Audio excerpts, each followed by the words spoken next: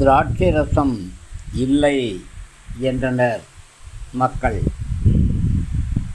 ருசி மிகுந்த திராட்சை ரசத்தை மிகுதியாக கொடுத்து அற்புதம் செய்தார் இயேசு. எனக்கு உதவி செய்ய யாருமே இல்லை என்றனர் மக்கள். நீ எழுந்து சிலோம் குளத்தில் போய் கண்களை கழுவு என்று சொல்லி பார்வை கொடுத்தார் இயேசு. திரளான மக்கள், இவர்களுக்கு புசிக்க அப்பமில்லை என்றன் மக்கள். 5 அப்பம் 2 மீனை 5000 பேருக்கு கொடுத்து 12 கூடைகளிலே மீதியாக எடுக்க வைத்து, நானே ஜீவ அப்பம் என்றவர் இயேசு. தாகமாயிருக்கிறேன் என்று சொன்னது மக்கள்.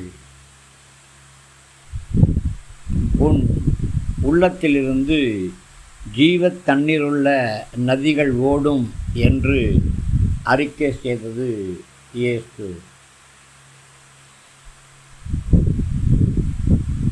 எந்த மக்களும் குற்றம் தீர்க்காத பொழுது நானும் உன்னை ஆக்கினைக்குள்ளாக தீர்ப்பது கிடையாது, இனி போய் பாவம் செய்யாதே என்று மன்னித்தவர் இயேசு. கண்களின் பார்வை குறைபாடால் என் வாழ்க்கையிலே வெளிச்சமில்லை என்று சொன்னவன் பர்த்திமேயு.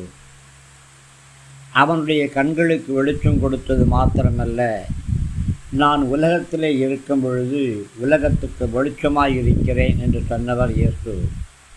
ஜீவன் இழந்து கல்லறையில் அடக்கம் பண்ணப்பட்டு 4 நாட்கள் ஆன லாசருவே வெளியே வா என்று சொல்லி அழைத்து அவனுக்கு ஜீவனை கொடுத்தவர் இயேசு.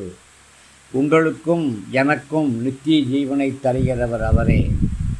ருசி மிகுந்த திராட்சரசம், இயேசுவின் வார்த்தைகளிலே அற்புதம், ஜீவ அப்பம், தாகம் தீர்க்கும் ஜீவ தண்ணீர், வாழ்க்கையின் வெளிச்சம், நம்முடைய வாழ்க்கையிலே நித்திய ஜீவன், இவைகளை கொடுத்தவர் இயேசு. உங்கள் குறைவுகள் எல்லாவற்றையும் கிறிஸ்து இயேசு மகிமையிலே நிறைவாக்குவார். உங்களுடைய வாழ்க்கையிலே நிச்சயமாக ஒரு அற்புதம் நடக்கும்.